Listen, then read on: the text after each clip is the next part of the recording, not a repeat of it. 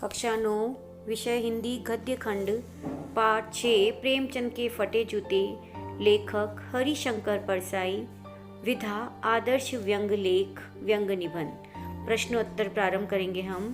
प्रश्न 1 है, हरिशंकर परसाई ने प्रेमचंद का जो शब्द चित्र हमारे सामने प्रस्तुत किया है उससे प्रेमचंद के व्यक्तित्व की कौन कौन सी विशेषताएं उभर कर आती है।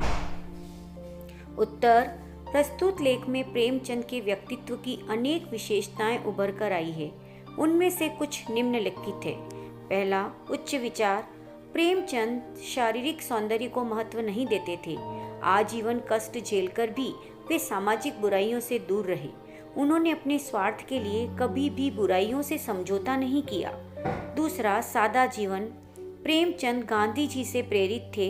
वे स्वयं को आडंबर व दिखावे से दूर रखते थे तथा वे जैसे थे वैसे ही अपने आप को दिखाने में विश्वास रखते थे। 3, स्वाभिमानी। प्रेमचंद अनेक कष्टों के बावजूद भी किसी के सामने हाथ नहीं फैलाते थे। वे दूसरों से कुछ मांगना उचित नहीं समझते थे। लाख अभावों के बाद भी अपनी स्थिति से संतुष्ट रहते थे। कुरीतियों के खिलाफ। प्रेमचंद की दशा भले ही दीनहीन हो परंतु वे कलम के धनी थे, जिसके माध्यम से उन्होंने समाज में व्याप्त कुरीतियों के प्रति लोगों को बार बार सूचित किया। भारतीय जीवन में भ्रष्टाचार, अंतर्विरोध आदि पर उन्होंने करारा व्यंग किया, जो वर्तमान संदर्भ में भी प्रासंगिक है। प्रेरणादायी व्यक्तित्व। प्रेमचंद का व्यक्तित्व दूसरों के लिए प्रेरणादायी है।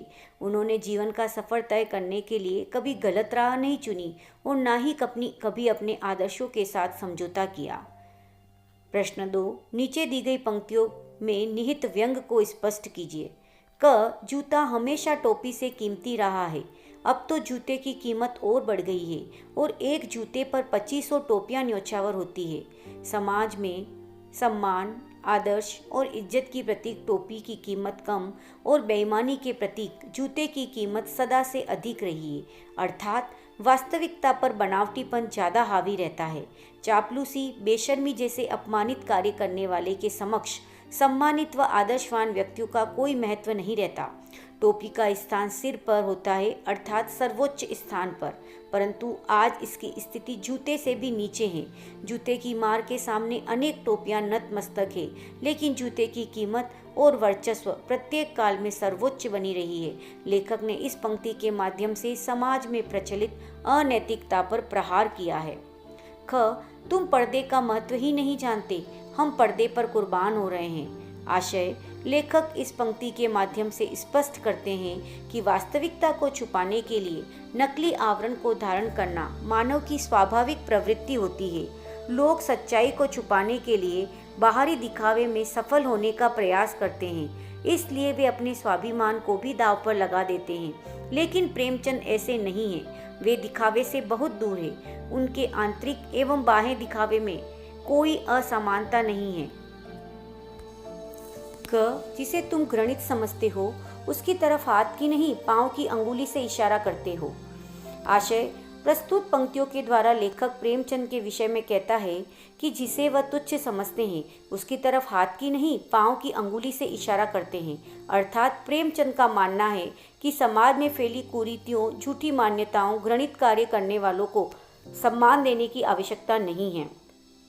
प्रश्न 4, पाठ में एक जगह पर लेखक सोचता है कि फोटो खिंचाने की अगर यह पोशाक है तो पहनने की कैसी होगी, लेकिन अगले ही पल वह विचार बदलता है कि नहीं, इस आदमी की अलग अलग पोशाकें नहीं होगी।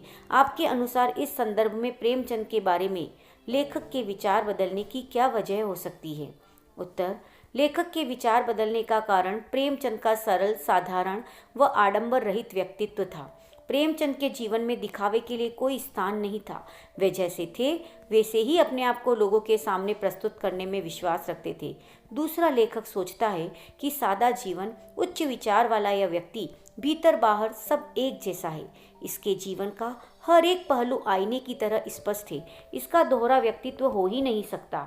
यही बात लेखक को यह कहने को विवश करती है कि प्रेमचंद में पोशाक के बदलने का गुण नहीं था।